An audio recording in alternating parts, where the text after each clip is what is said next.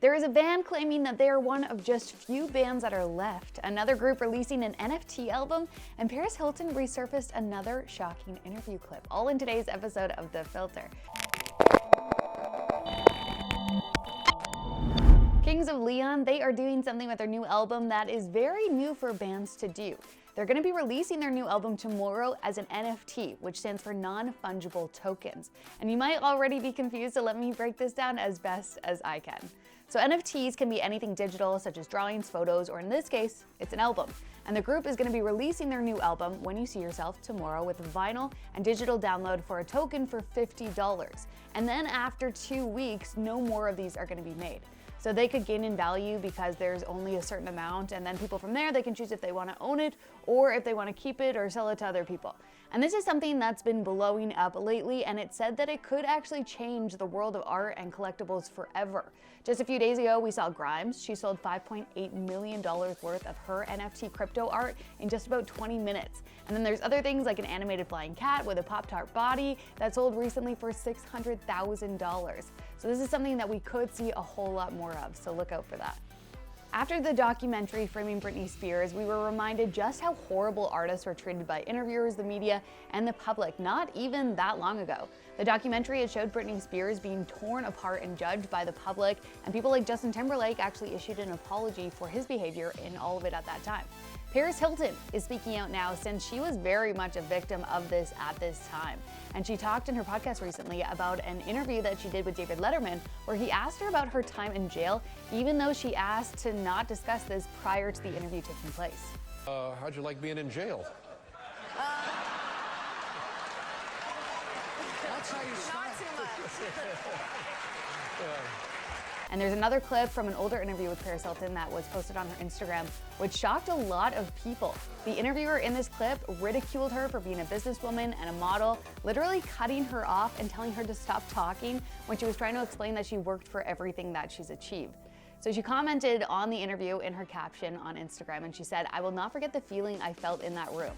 It's something I had to go through on too many occasions. It makes me so angry and sad to watch. Sad that I had to continue to put on a brave face and be polite while hurting so much inside.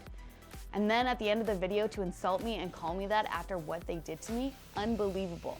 I'm strong and I'm brave now, and I will never put up with this again.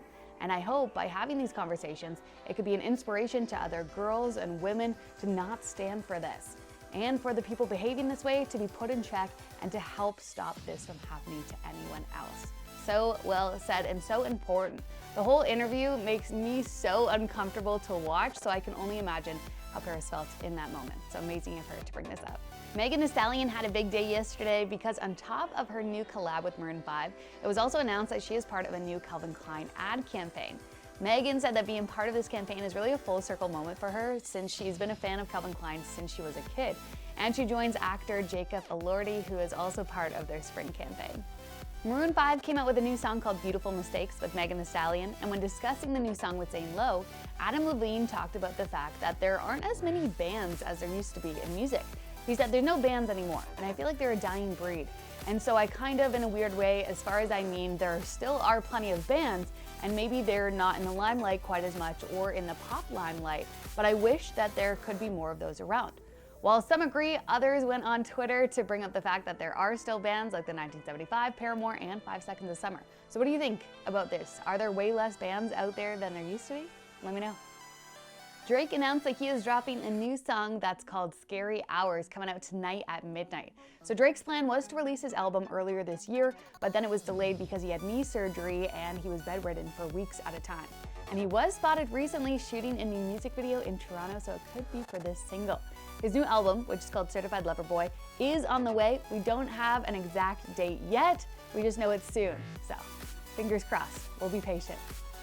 Thank you so much for watching this episode of The Filter. Of course, as always, let me know your thoughts by commenting down below. Don't forget we have new videos every single Monday and Thursday. And in the meantime, if you want to catch up with the latest music news, you can check out the music news tab of our website at iHeartRadio.ca, or you can follow us on TikTok and Instagram and Twitter and all the things at iHeartRadio.ca. I'll see you on Monday.